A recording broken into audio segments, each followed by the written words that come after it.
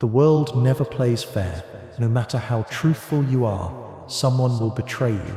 No matter how expert you get, someone who is less qualified will replace you. That's life. But those who know this life, they survive, and those that survive, they rule. This is a force you cannot see, but all can feel. This is dark intelligence. Dark intelligence is created when individuals are betrayed, humiliated, and defeated. Others crumble, but you gain strength from that suffering. It is that kind of intelligence that listens, observes, remains silent, and attacks at the right time. As others debate, you gather intel.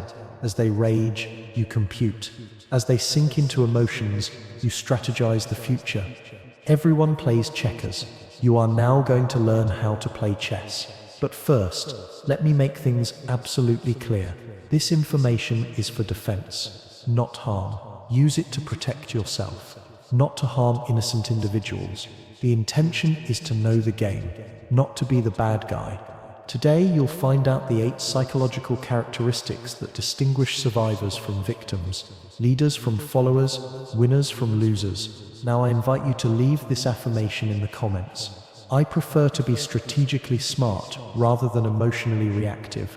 Now, let's tap the secrets that powerful individuals do not wish for you to know. Number 1. Calculated opacity. You're never entirely transparent about your intentions.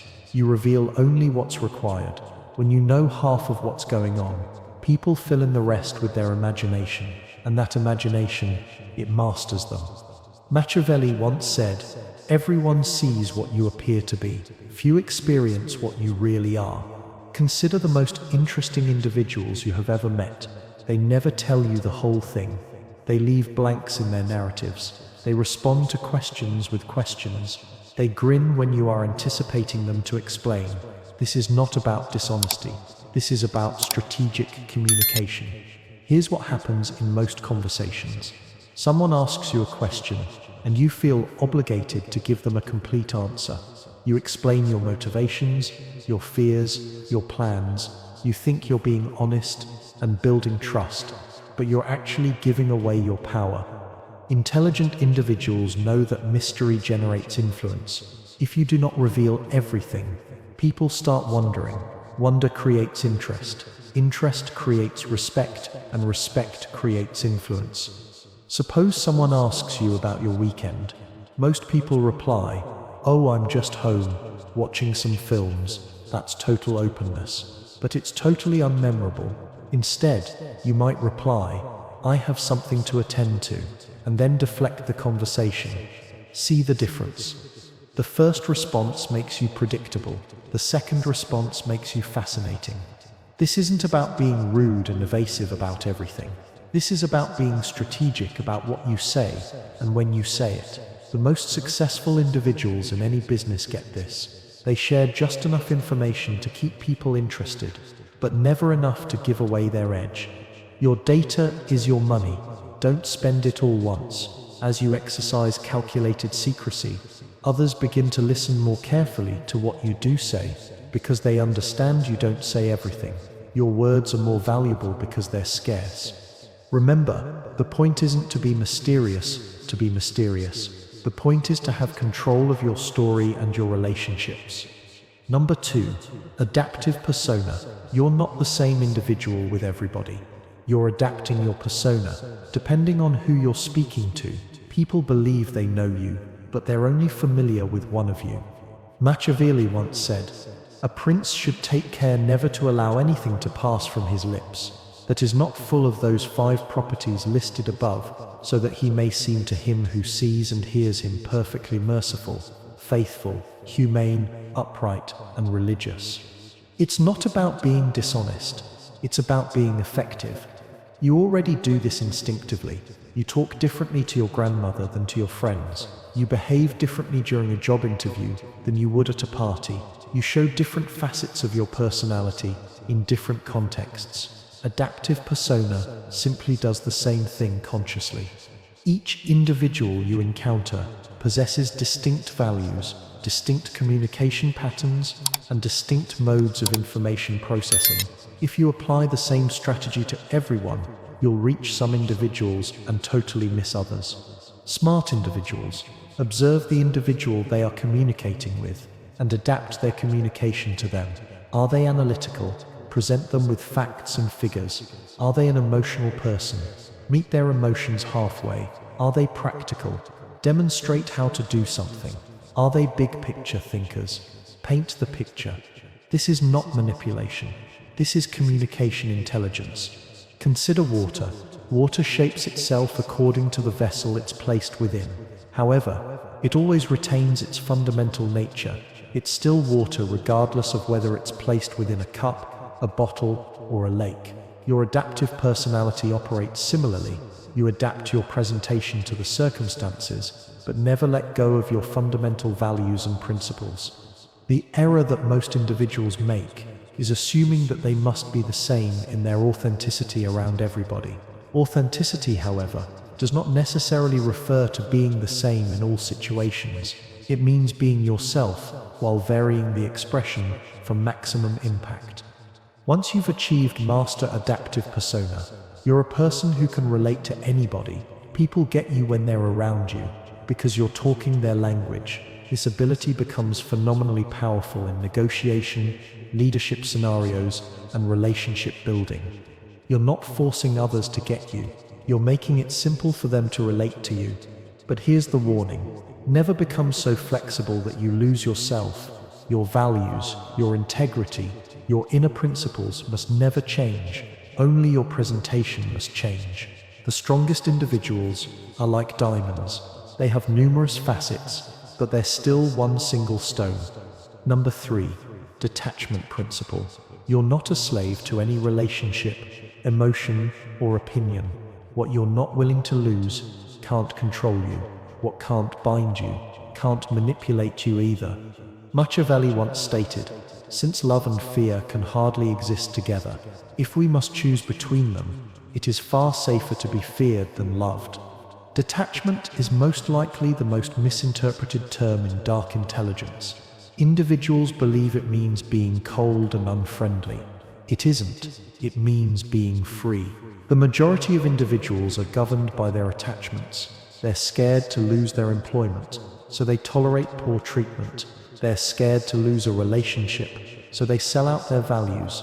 They're scared to lose a probation, so they tell people what they want to hear rather than what must be heard. Fear of loss weakens you. Freedom from it empowers you. This isn't saying you can't care about anything. It's saying you can't be desperate about anything. Think of this. 2 people are haggling over a business deal. Person A is really hoping this deal goes through. They're counting on it. They've already set plans into motion based on it happening. Person B wants the deal to go through, but they have some other possibilities. They're willing to walk away if the terms aren't favorable. Who's more powerful in that negotiation? I think person B clearly, because they're not attached to the result. They can negotiate out of strength. Detachment brings you clarity.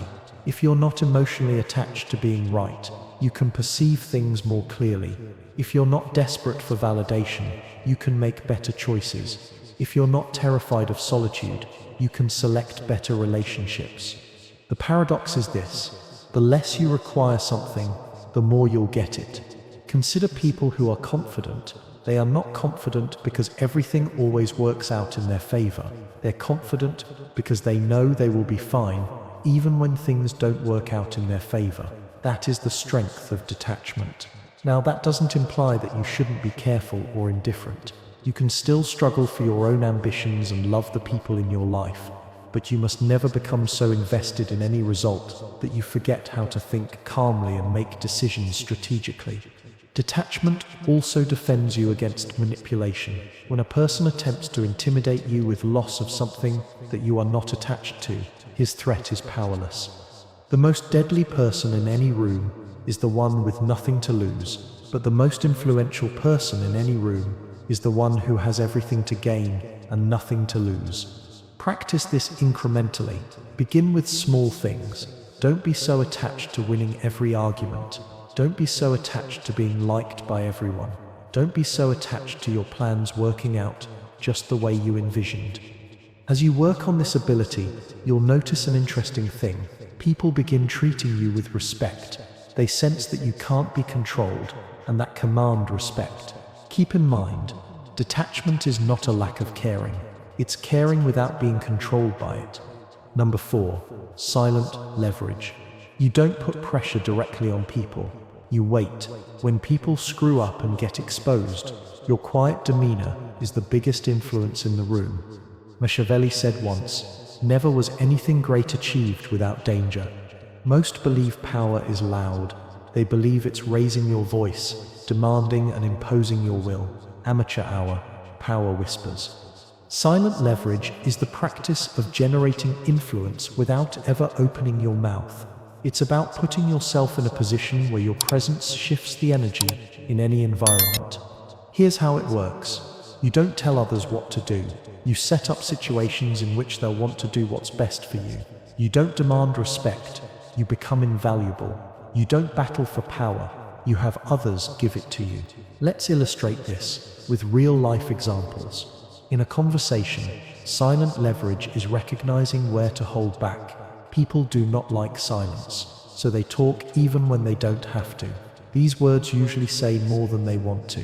Once you feel comfortable with silence, you are in control of the rhythm of the conversation. The next time you're asked a hard question, don't reply right away. Stop. Consider them for a moment. Let the silence linger for a second or two. Then respond. Observe how it shifts the burden of your answer. In negotiations, silent leverage is having options that you don't even need to mention. When the other side realizes you have options, they negotiate with you differently. You don't need to threaten to leave. Your ability to leave is sufficient. In relationships, silent leverage is being the value-adding person who does not seek recognition. When you are always improving the lives of other people, they will want to keep you around on a natural level. You don't have to be demanding of loyalty. You can earn it through what you do. In the workplace, silent leverage involves becoming the go-to person for solutions. You do not declare yourself the problem solver. You simply solve problems repeatedly until everybody knows they can rely on you. The secret to silent leverage is patience. You're not seeking short-term gains. You're creating long-term power.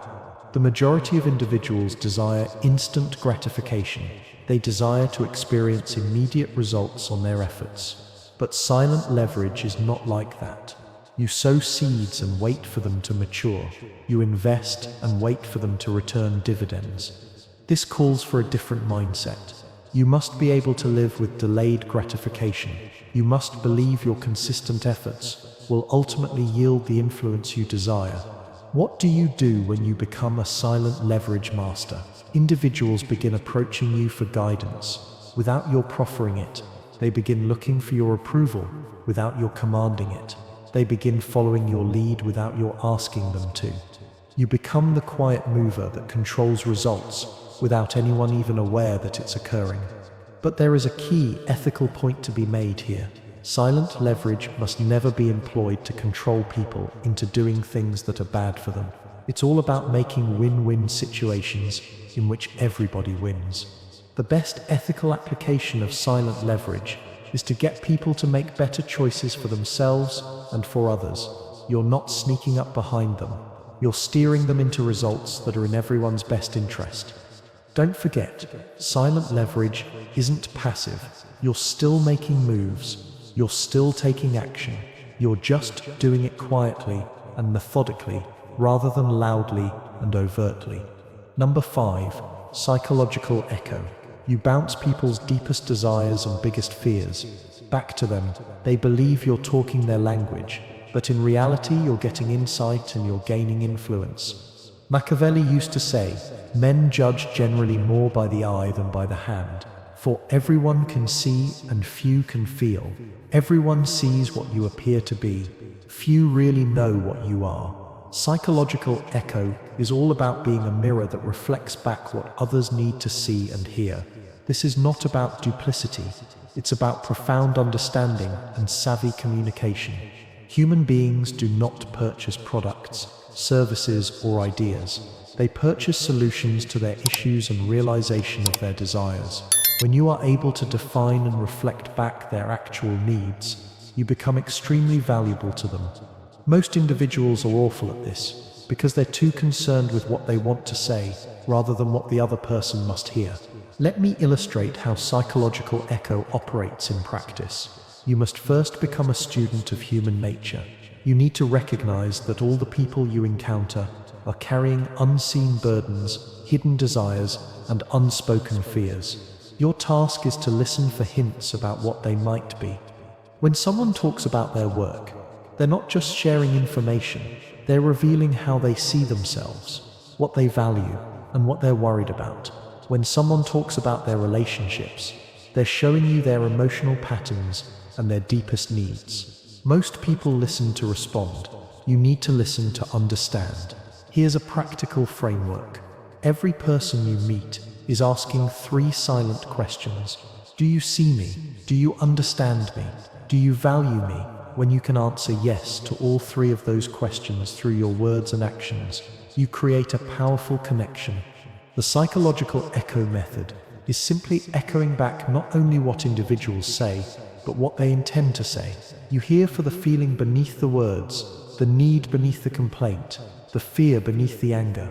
For instance, if a person says, "I hate my job," most will likely give advice on how to get a new job. But if you hear more deeply, you may hear that they actually feel unvalued, bored, or uncertain about the future.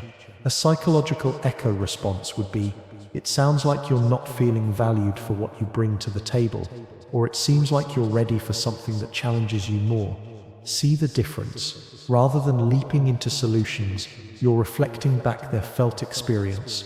This makes individuals feel understood, which builds trust and influence. The trick is to reflect back the positive version of what they're saying. If a person is grumbling about being overwhelmed, you might reflect back their commitment and high standards. If a person is frustrated about something, you might reflect back their need for excellence. This method is effective because humans have an intense emotional need to feel heard. By showing that you really hear them, they instantly believe you more and respect your input more. But here's the part where it becomes incredibly potent. After you know someone's most fundamental needs and fears, you can frame your concepts, ideas, and requests in language that naturally resonates with them. If the person is security-oriented, you frame your thoughts in terms of safety and stability. If the person is recognition-oriented, you frame your thoughts in terms of achievement and recognition. If the person is freedom-oriented, you frame your thoughts in terms of independence and freedom. You're not altering your message, you're altering the manner in which you convey your message to resonate with their psychological makeup. This is incredibly potent in leadership, sales, parenting, and relationships. When others feel like you get them on a deep level, they will automatically want to work with you, follow you, and support you. The moral use of psychological echo is to really care about learning about people and helping others get what they require. When you apply this method for helping other people's best interests, then it is a tool for more solid, significant relationships. Number 6. Ambivalent morality. You are not good or bad. You simply get the job done. True power is not always in black and white. Sometimes it resides in the grey. Machiavelli once wrote, "Since it is difficult to join them together, it is safer to be feared than to be loved when one of the two must be lacking." This is the most problematic characteristic of dark intelligence, and it's the one that gets misinterpreted the most. So let me be extremely clear about what this is and what it is not.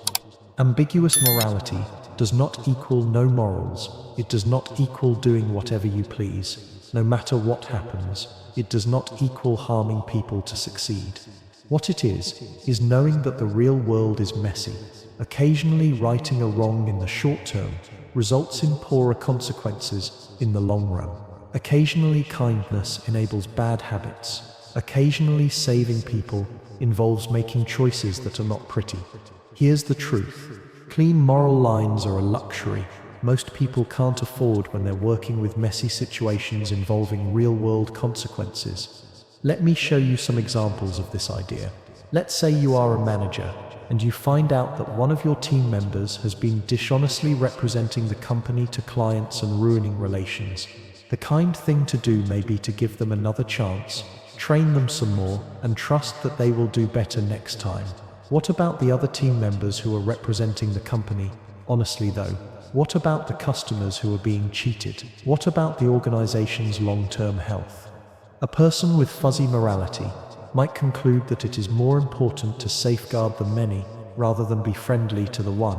They may make the hard choice to take that individual out of the team, even if it hurts. This isn't ruthlessness. This is practical ethics. For instance, the person is asking you advice about a relationship that clearly is toxic and destructive. The nice thing to do may be to remain supportive and not say anything negative, but a person with fuzzy morality might decide the nicest thing is to be kind and tell the hard truth, even if it hurts their feelings temporarily. The principle that is most important in this situation is the pursuit of results over appearances. Oftentimes, the action that seems good on the surface produces poor results. Oftentimes, the action that seems severe on the surface produces better outcomes for all parties. This takes a different type of moral reasoning. Rather than wondering what I do to make me appear to be a good person, you wonder what I do that will maximize the benefits to the greatest number of people. It takes the responsibility of owning the outcome of your choices, even when they're hard to make or unpopular. But here's the important difference. Ambiguous morality is not selfishness. You're not doing whatever is good for you at the expense of others. You're making practical decisions that benefit the community at large, even when the decision is hard for you personally. This characteristic also means you get that different things call for different answers. The same thing that's bad in one setting may be a good thing in another setting. For instance, telling the whole truth could be the best strategy in an intimate friendship, but it will not work in some business negotiations where strategic revelation is better. A person with muddled morality is aware of these subtleties and varies his or her strategy accordingly. The problem with this trait is that you could use it to play justifications about selfish or hurtful actions. That's why it's so important to have clear ethical principles about what you will and won't do, even in tough situations. My advice is to set some clear boundaries for yourself. What are your non-negotiable values? What lines will you never cross? What consequences are you okay with having happen? Inside those limits, grant yourself the right to be pragmatic and strategic, even at the expense of decisions others won't get or approve. Keep in mind, the objective isn't to be popular to all. The objective is to be effective and ethical in an intricate world where neat solutions are not always possible. Number 7, controlled exposure. You don't share everything with everybody. The less they know, the more they guess, and guessing results in errors that make your strategy simpler. Machiavelli said once, "Men are so simple of mind and so much dominated by their immediate needs that a deceitful person will always find plenty who are ready to be deceived." In a world where people share every detail of their lives on social media, controlled exposure might seem outdated, but it's actually more powerful than ever. When everyone is oversharing, the person who shares strategically stands out. When everyone is broadcasting their thoughts and feelings, the person who keeps some mystery becomes intriguing. Controlled exposure is all about being mindful with your information. It's about realizing that not everybody must know everything about you, and that giving out information selectively can actually make you closer to people and more influential. Let's begin with the psychology behind this. People are naturally curious humans. When you expose yourself to something incomplete or puzzling, your brain simply tries to complete the information. This is referred to as the curiosity gap, and it is one of the strongest psychological drivers in human behavior. By doing controlled exposure, you build curiosity gaps that get people intrigued about you and more observant about what you do have to say. Consider the most interesting individuals you can think of. They likely don't reveal it all. They only say enough to keep you interested. Yet they don't tell you all they know. That is not happenstance. It is intentional. And now, let's discuss applications in the workplace. Controlled exposure refers to exercising discretion in what ideas you expose and when. It refers to not making every ounce of what you can do available at once. It refers to holding some of what you know back so that you may be of value at the time when you are needed most. For instance, rather than exposing all your abilities the first week you're working somewhere new, you can expose them slowly over time. This gives the impression that you're always learning and developing rather than a person who peaked at some point. In social interactions, gradual exposure is about not spilling your entire life story to every person you meet. It's about revealing personal things slowly as a relationship builds and trust is gained. This isn't about secrecy or lying. It is about being strategic and selective about what you share and with whom during negotiations. Controlled exposure is not sharing all of your constraints and priorities from the beginning. It is holding back some information so you can strategically use it as the negotiation unfolds. The guiding principle is this: information disclosed can never be undisclosed. Once individuals are aware of something about you, they can't make themselves unaware, so it's more prudent to err on the side of disclosing too little instead of too much. But controlled exposure is more than withholding information. Timing is involved. The same information can have entirely different effects depending upon when it's disclosed. For instance, sharing a specific achievement or talent at the beginning of a relationship will appear as bragging, but sharing the same information later, when it becomes applicable to fixing an issue, presents you as humble and assistive.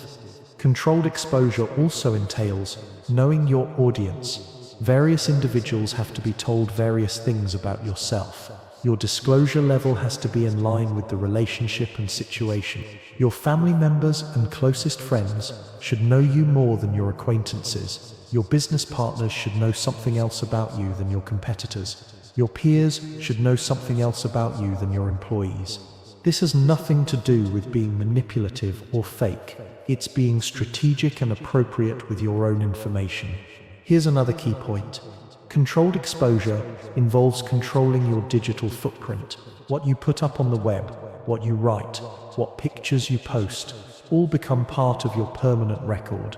People will develop opinions about you based on this without ever having met you. Smart individuals are deliberate about their presence on the internet. They realize that their online image is one part of their overall approach to the way they wish to be perceived and remembered. The aim of managed exposure is not to be secretive for the sake of secrecy. The aim is to keep control of your story and your relationships. When you strategically share information, you are able to shape the way people see you.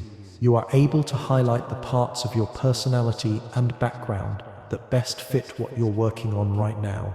You can steer clear of being boxed in or stereotyped on the basis of partial facts. Here's the balance you have to strike. You want to reveal enough to create real connections with others, but not enough to give away your strategic edge. The most effective individuals comprehend this balance.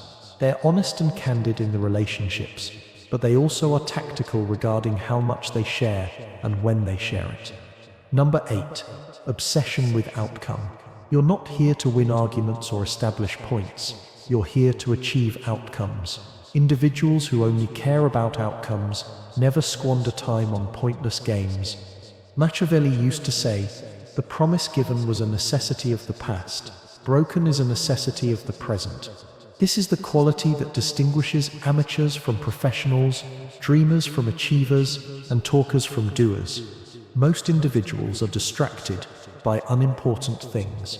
They care more about being right than being effective.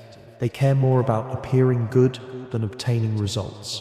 They care more about feeling good about their process than they care about achieving what they set out to do. Outcome obsession pierces all of that static. When you're an outcome person, you need to ask different questions. Instead of how can I establish that I'm right, you need to ask what outcome am I attempting. Instead of how can I appear good in this scenario, you need to ask what will get me the outcome I desire. This change of mindset puts everything into perspective. Let's begin with arguments and disputes. Most individuals engage in arguments as if they are attempting to win a debate. They concentrate on establishing their point, catching the other person in contradictions, and showing their superior knowledge or logic. But outcome-oriented individuals deal with disagreements differently. They say, "What do I really want to get out of this conversation?" Perhaps they desire to alter the other individual's actions. Perhaps they desire a compromise. Perhaps they desire information about the other individual's viewpoint. Once they know what they want to achieve, they select their path accordingly. At times, that's to win the debate, but oftentimes it is something entirely different. For instance, if the aim is to modify the behavior of someone, then demonstrating that they are wrong could work against you. Everyone dislikes being wrong, and people tend to become more unyielding when they are attacked. Instead, it would be better to make them arrive at the correct conclusion themselves. If your goal is to maintain a good relationship while addressing a problem, being right might be less important than finding a solution that everyone can accept. This holds true for all aspects of life. At work, outcome obsession is about caring more about what really gets the company forward than about what gets you noticed or important. It is about selecting projects based on their influence, not their prominence. It is about deciding on the basis of facts and outcomes rather than politics and likes. In relationships, outcome obsession is all about being concerned with the health and happiness of the relationship instead of who is right or wrong in whatever argument. It is about picking your battles around what is truly important and not responding to every little annoyance. In personal development, outcome obsession means measuring your progress by actual results rather than effort or intentions. It means being honest about what's working and what isn't, even when that's uncomfortable. This is where outcome obsession really comes in strong. It prevents you from falling into the trap of being busy rather than productive. Everybody confuses activity and achievement. They believe that hard work necessarily equals good outcomes. But outcome-oriented individuals are aware that you can work extremely hard on the wrong things and not get anywhere. They're always inquiring, is this task really getting me closer to my goal, or am I simply staying busy so that I don't have to do the harder but more significant work? This results in what I would describe as strategic laziness. People who are obsessed with the outcome tend to do less than everybody else because they're intentional about where they invest their energy. They concentrate on the 20% of tasks that yield 80% of the outcomes. They're not attempting to be the hardest worker. They're attempting to be the most efficient worker. This is true of learning and skill acquisition as well, rather than attempting to learn everything about everything. Outcome-driven individuals concentrate on acquiring the particular skills that will make the greatest difference in their objectives. They ask, what's the bare minimum I must learn to get maximum results? This isn't laziness or cutting corners. It's being strategic and effective. Now, an important caution regarding outcome obsession. It can be devastating if you forget your values and your relationships in the name of outcomes. The healthiest way is to be outcome obsessed within moral limits. Your desired outcomes must be upholding your integrity, treating others well, and serving the world around you well. When these values are integrated into your definition of success, outcome obsession becomes a force for good. Another element of outcome obsession is being willing to change directions when something is not working. Most people fall in love with their plans and strategies, even when those plans are not delivering results. Outcome-obsessed individuals are in love with their goals, not their methods. If one method isn't working, they use another. If one strategy isn't working, they create a new one. They're not obstinate about how they get their results. They're only obstinate about getting the results. This ability to switch methods makes them extremely flexible and resilient. When things change, they change their method. When they receive new information, they revise their strategy. The end state of outcome obsession is to be a person who gets things done consistently, not a person who discusses getting things done, not a person who appears to get things done, a person who actually gets things done in the real world. This reputation really pays off in the long run. If people know you as a person who follows through and gets things done, then they begin to bring you higher-end opportunities, higher-end partnerships, and higher-end problems to solve. You've just discovered the 8 characteristics of dark intelligence. But knowing isn't enough. Apply what you know. Choose one characteristic that spoke to you most. Practice that one characteristic in your everyday interactions for the next 7 days. Don't attempt all 8 at once. Practice 1. See how individuals react to you differently. See how you feel when you go into situations with strategic intelligence rather than emotional reactivity. But do recall what we discussed at the start. Power means responsibility. Utilize these observations to defend yourself and not hurt others. Utilize them to generate improved results for everyone, not merely for yourself. The world requires more strategically smart individuals who apply their intellect in an ethical manner. Individuals who are able to penetrate manipulation and keep themselves and others safe from it. Individuals who can dive into complicated situations and get out with solutions that benefit the greater good. That's the true purpose of dark intelligence, not to become a manipulator, but to become someone who can't be manipulated, not to gain power over others, but to gain power over yourself and your circumstances. The most dangerous individual in any room is the one who has nothing to lose. However, the most precious individual in any room is the one who knows human psychology and employs that knowledge to make everyone's life improved. Which type of individual do you want to be?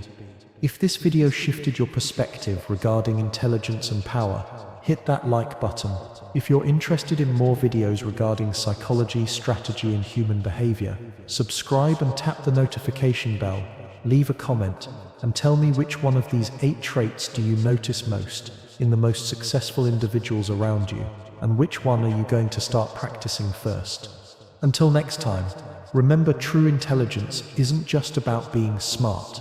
It's about being wise enough to use your intelligence in service of something greater than yourself. Stay strategic, stay ethical, and stay powerful.